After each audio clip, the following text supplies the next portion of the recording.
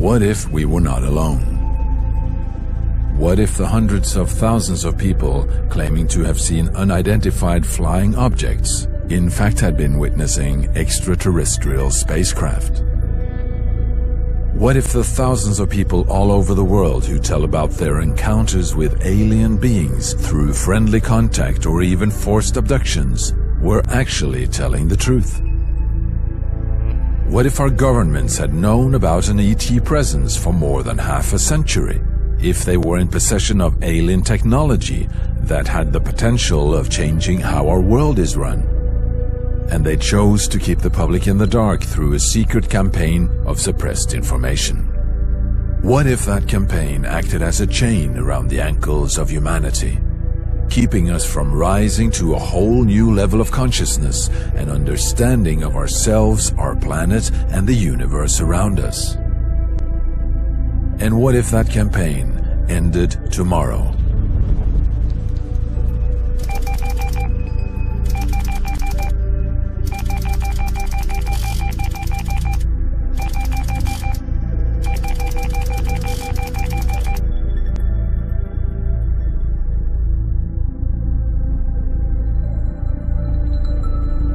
It's one of these currents of history that won't be denied. The truth is going to come out, and when it does, it's going to be explosive. So once we get that out, we will go back and completely reassemble the 20th century, rewrite it in a way, and may have to go back and rewrite a significant portion of the entire last 12,000 years. This is the greatest story in human history. And the reason it is the greatest story in human history, it is the greatest story of human history.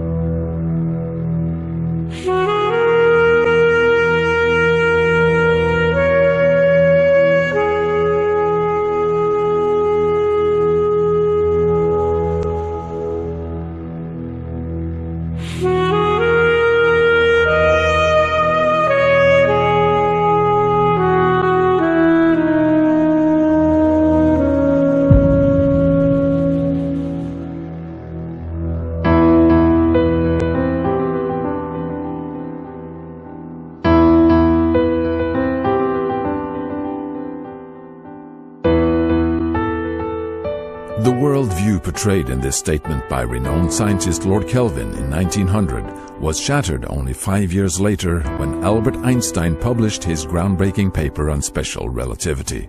The new theories challenged the current framework of understanding and forced the scientific community to open up to a broader view on the nature of reality.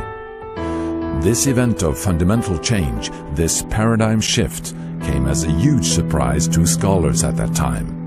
But today we have no problem following the string of breakthroughs leading up to Einstein's paper and the doorway into the atomic age. Lord Kelvin's statement bears with it the voice of paradigms past. We knew that the Earth was flat. We knew that we were the center of the universe. And we knew that a man-made heavier-than-air piece of machinery could not take flight. Through all stages of human history, intellectual authorities have pronounced their supremacy by ridiculing or suppressing elements of reality that simply didn't fit within the framework of accepted knowledge. The so-called father of modern science, the Italian astronomer Galileo, was even convicted by the Catholic Church and placed under house arrest for life after publishing a book where he supported the idea that the Earth was not the center of the universe. His work was then banned and forbidden for more than 200 years. But are we really any different today? Have we really changed our acceptance towards the things that won't fit the frame? Maybe there are concepts of our reality we have yet to understand. And if we open our eyes, maybe we will see that something significant has been overlooked.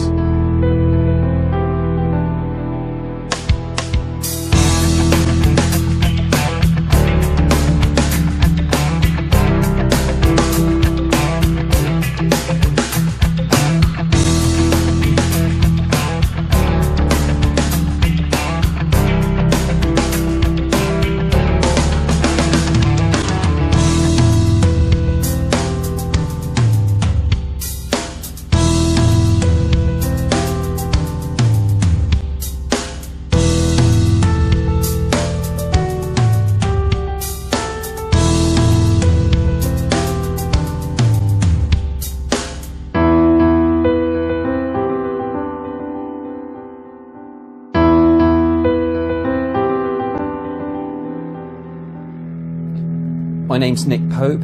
I worked for the Ministry of Defence, part of the British government, for 21 years, and for much of the early 90s I was responsible for running their UFO project. The Ministry of Defence has been investigating UFO sightings since the 1950s and has about 12,000 reports in its case files. When I was doing the job in the 90s, I received about 200 or 300 reports each year. In May 2008, the British government opened its first batch of UFO files for public inspection.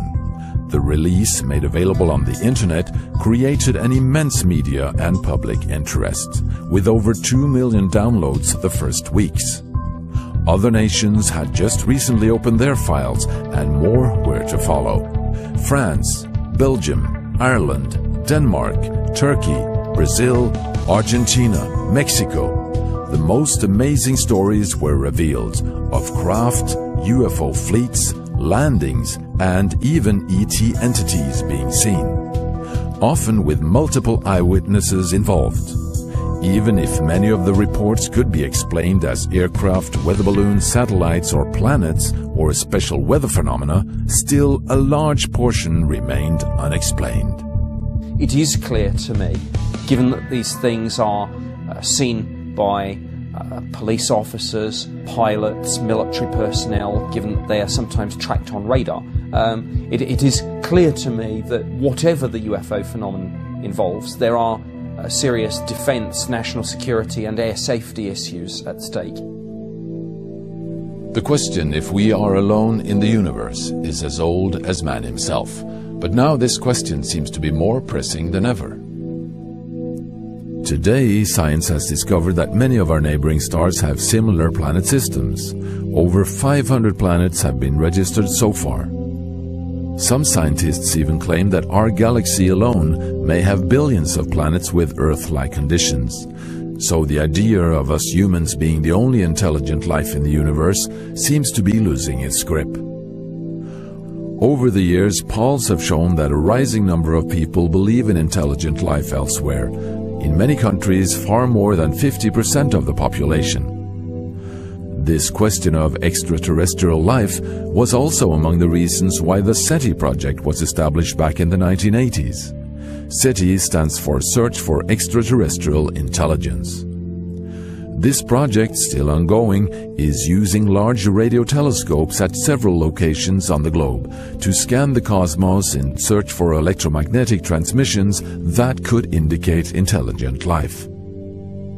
This is the radio telescope in Bologna in Italy, one of the largest of its kind in Europe. This enormously complex system of antennas is able to detect even the weakest signals from the universe.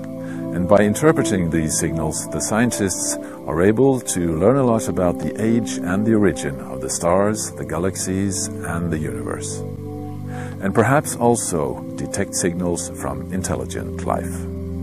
What we are looking for actually is not really a particular kind of signal. We are just searching for something different from the normal cosmic noise, so to say. So we are not searching for a particular transmission signals, but for example it would be enough to detect some signals coming from their communications, televisions, if they do have televisions, or cellular telephones or things like that. Well, we have recorded a huge amount of data so far, but unfortunately we could not get any signal yet.